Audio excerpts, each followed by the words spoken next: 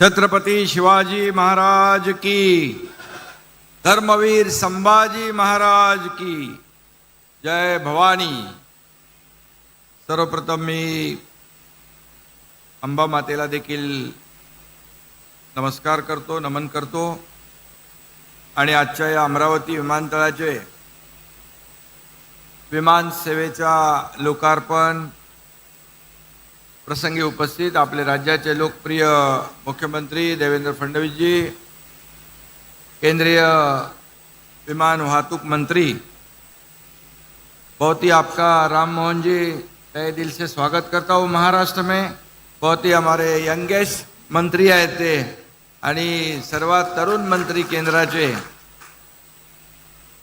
आणि नेहमी त्यांची सकारात्मक भूमिका असते आणि त्यांच्या सोबतीला आमच्या मुरली मोळ जे आहेत ते आपल्या घरातला माणूस आहे आणि आमचे सहकारी उपमुख्यमंत्री अजितदादा पवारजी, चंद्रशेखर बावनकुळे, गिरीश महाजन, अनिल बोंडे, आनंदराव अडसूळ, नवनीत राणा, किरण सरनाईक, धीरज लिंगाडे, रवी राणा, संजय खोडके, राजेश वानखेडे, आपले दुसरे मंत्री आकाश फुंडकर,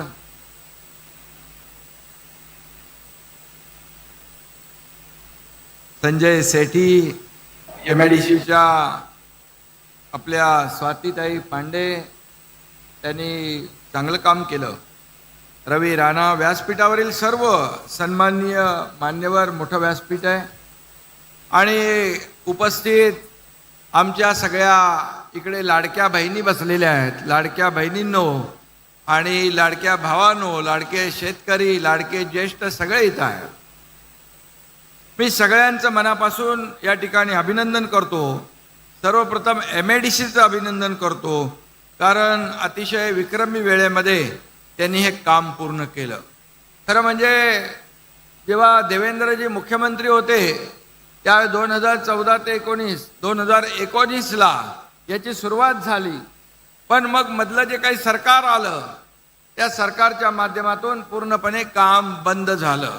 पुन्हा 2022ला जेव्हा तुमच्या मनातलं, सर्वसामान्यांच्या मनातलं महायुतीचं सरकार आलं त्यावेळेस या कामाला पुन्हा गती मिळाली। स्वाती पांडे मॅडम आणि त्यांची सगळी टीम काम करू लागली आणि म्हणून खऱ्या अर्थाने आज आपण पाहतोय की कमी वेळामध्ये या ठिकाणी हे विमानतळ सुरू झालेलं आहे।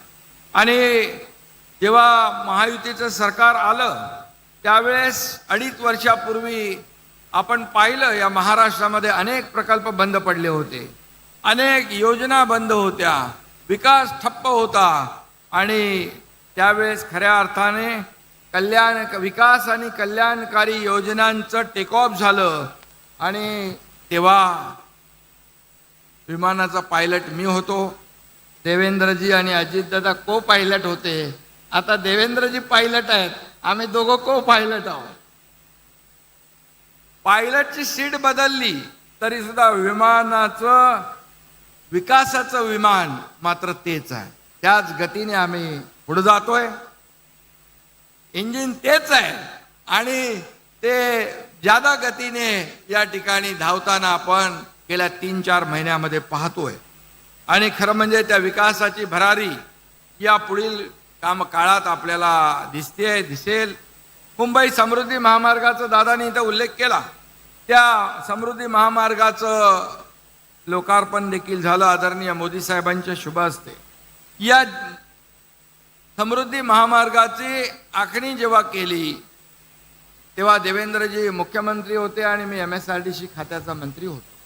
अनेक लोकांनी त्याला विरोध केला, प्रचंड विरोध केला, महामार्ग होऊ देणार नाही म्हटलं, परंतु काही लोकांनी आडमुठी भूमिका घेतली, विकास विरोधी भूमिका घेतली, परंतु खऱ्या अर्थाने हा नागपूर मुंबई समृद्धी महामार्ग अमरावतीमधून पण जातो, हा विकासाचा महामार्ग ठरणार आहे असे आम्ही मनामध्ये निश्चय केला आणि देवेंद्रजींच्या मार्गदर्शनाखाली मी रस्त्यावर उतरून त्या ठिकाणी समृद्धी महामार्ग पुढे नेला आणि म्हणून आपण म्हणतो मुश्किल नहीं है जीत की राह, मुश्किल नहीं है जीत की राह, ठान लिया जो तू अगर, वो मंजिल खुद चलकर आएगी, नाप दे जो तू डगर. आणि म्हणून जेव्हा आपण कुठलाही असं अशक्य काम नाहीये, परंतु आपल्याला इच्छाशक्ती पाहिजे, मनापासून आपण ठरवलं पाहिजे की होणार होणार होणार. आणि म्हणून 2.5 वर्षात जे काम आम्ही केलं त्याची सगळे आपण साक्षीदार आहात. आणि मुंबईतला कोस्टल रोड असेल, मुंबई नवी मुंबईला जोड़नारा अटल सेतु आता, राम मोहन जी, नवी मुंबई में जो एयरपोर्ट बनेगा उसके वजह से उसमें भी आपका योगदान है. और उसके वजह से मुंबई एयरपोर्ट के ऊपर का जो लोड है वो कम हो जाएगा. और ये जो अभी अजीत दादा ने कहा कि 4:30 बजे 2:30 बजे इधर का टेक ऑफ होने वाला, वो जल्दी करो, वो भी जल्दी हम कर सकते, क्योंकि वहाँ हमें टाइम मिलेगा, वहाँ स्पेस मिलेगा. और इसलिए नवी मुंबई का एयरपोर्ट भी बहुत तेजी से बन रहा है.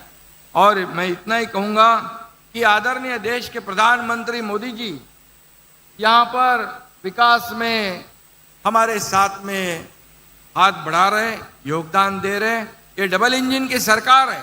आणि म्हणून मुरली, तुम्ही सांगितलं मुरलीजी की सगळ्यात जास्त विमानतळ गेल्या 10 वर्षात 86 विमानतळ वाढले.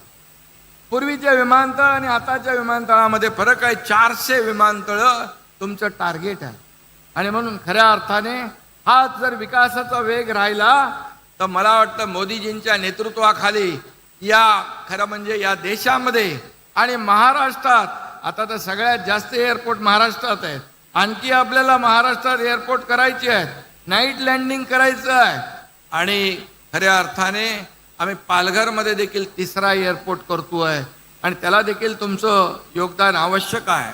आणि म्हणूनच खऱ्या अर्थाने या पुढे जे विकासाचा जो वेग आहे तो वेग आपल्याला या ठिकाणी आदरणीय मोदी साहेब प्रधानमंत्री आहेत. आणि या महाराष्ट्रामध्ये रेल्वेसाठी, रस्त्यांसाठी, एअरपोर्टसाठी, पोर्टसाठी, या सगळ्या योजनांसाठी केंद्र सरकार पैसे देते. आपण रेल कनेक्टिव्हिटी करतोय, एअर कनेक्टिव्हिटी करतोय, रोड कनेक्टिव्हिटी, पोर्ट कनेक्टिव्हिटी करतोय आणि ॲक्सेस कंट्रोल रोड बनवतोय. या राज्यामध्ये कुठल्याही कोपऱ्यातून कुठल्याही कोपऱ्यात जायचं असेल तर 7 ते 8 तासापेक्षा जास्ती लागता कामा नये, ही आमची संकल्पना आहे. आणि म्हणून नागपूर मुंबई पूर्वी 15 तास, 20 तास, 18 तास लागायचे. आता पाहतोय आपण 6 ते 7 तासात, 8 तासात मुंबईमध्ये पोहोचेल. आणि मला वाटतं आता अमरावतीवर मुंबईला 6 तासात माणूस जाईल. 6 तासामध्ये अमरावतीचे पालकमंत्री बावनकुळे आता 6 तासात नागपूर टू मुंबई. हे चमत्कार जो आहे हा समृद्धी महामार्गाचा आहे. आणि म्हणून मी एवढंच सांगतो, या ठिकाणी एअरपोर्ट झाला आहे, आता फ्लाइंग क्लबचा देखील शुभारंभ झालेला आहे. मोठी जागा आहे, फ्लाइंग क्लब होईल, मोठ्या प्रमाणामध्ये ट्रेनर मिळतील, पायलट आपल्याला मिळतील. आणि खरं म्हणजे इथून विमान जेव्हा आकाशात झेपावतील तेव्हा त्यांच्यासोबत अमरावतीची प्रगती आणि विकासही झेप घेणार आहे. आणि खऱ्या अर्थाने अशा प्रकारच्या पायाभूत सुविधा देणारं हे महाराष्ट्रातलं नंबर 1चं आपलं राज्य आहे.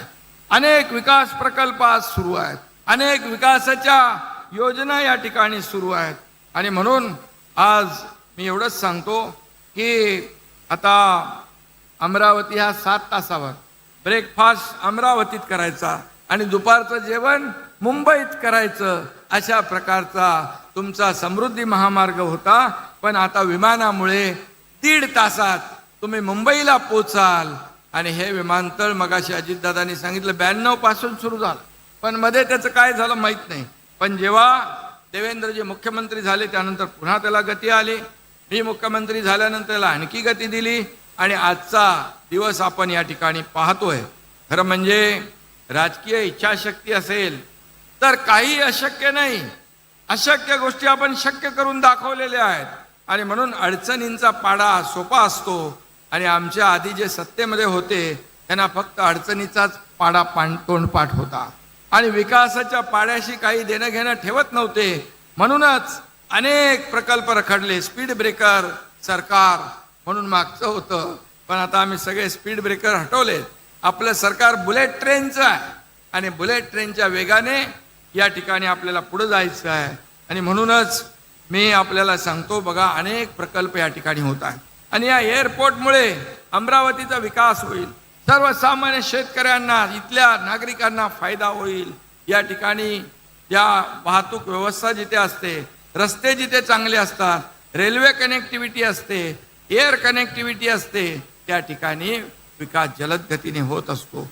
आणि म्हणून सर्व नियोजित विमानतळांची कामं अशीच मार्गी लागली पाहिजे, यासाठी आपण प्रयत्न करूया. छत्रपती राजाराम महाराजांनी स्थापन केलेल्या कोल्हापूर विमानतळाचं विस्तारीकरण आदरणीय प्रधानमंत्री नरेंद्र मोदीजींच्या हस्ते झालं. त्या कोल्हापूरचा ऐतिहासिक लुक आपण पाहतोय. हे देखील विमानतळ आंतरराष्ट्रीय दर्जाचं होईल. इथेही नाईट लँडिंग होईल. सर्व तयारी मला वाटतं झालेली आहे आणि हे लवकर होईल. आणि म्हणून आपल्या सर्व पदाधिकाऱ्यांना मी मनापासून शुभेच्छा देतो. खरं म्हणजे अमरावती विदर्भातलं शिक्षणाचं माहेरघर आहे आणि म्हणून इथून विमानसेवा सुरू करावी, झाली पाहिजे अशी मागणी अनेक वर्षापासून होती. आणि म्हणून आज खऱ्या अर्थाने त्याला सुरुवात झालेली आहे आणि आपल्या सगळ्यांच्याच साक्षीने त्याचं उद्घाटन झालं आहे. जसं जशी मागणी वाढेल तशी तशी त्याची क्षमता देखील वाढ करण्याचं काम आपलं सरकार करेल. मला खात्री आहे अमरावती विमानतळ हे विदर्भाच्या अर्थव्यवस्था, व्यापार, पर्यटन, हवाई संपर्कासाठी गेम चेंजर प्रकल्प ठरल्याशिवाय राहणार नाही, अशा प्रकारचा विश्वास या ठिकाणी व्यक्त करतो. अगदी चांद्यापासून बांद्यापर्यंतची जी कनेक्टिव्हिटी आहे ती आपण भक्कम करतोय आणि म्हणून या संपूर्ण प्रकल्पांना वेग आणि गती देण्याचं काम आपण करतोय.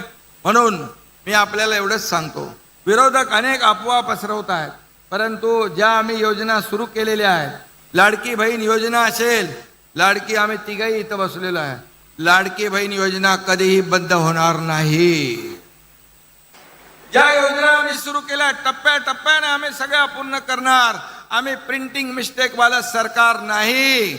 अनेक लोकांनी निवडणुकात काळात वीज बिल माफ करतो म्हणून वीज बिल बंद केली, निवडून आल्यानंतर विजेची बिलं पाठवले. ते आमचं सरकार नाही, महायुतीचं सरकार आहे.